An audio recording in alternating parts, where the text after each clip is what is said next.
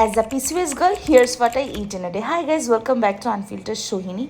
Starting this day with জোয়ানের জল, যেটা আমি এমটি স্টোমাকে খাই, আমি সবসময় বলি এটা খুব ভালো খাওয়া।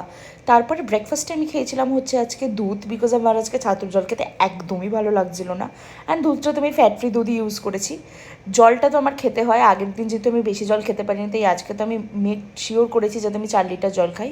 এটা হচ্ছে গোপুর প্রসাদ, একটা cute cube of dairy milk and মালকিস্টের হাফ, এটাই খেয়েছিলাম। আর লাঞ্চে ছিল হচ্ছে আমার ডালিয়া আর ভেন্ডি ভাজা। বিশ্বাস করো আজকে না বৃষ্টিও হয়েছিল, তাই এত সুন্দর লাগছিলো। ডালিয়াটা তো আমি খিচুড়ি ভেবে খেয়ে নিয়েছিলাম, আমার খুব খিদে পেয়ে গেছিলো। তারপরে আমি একটু আপেলও খেয়ে নিয়েছিলাম একটা, আর বিকেলের দিকে খেয়েছিলাম চা আর 2টো মেরি বিস্কুট।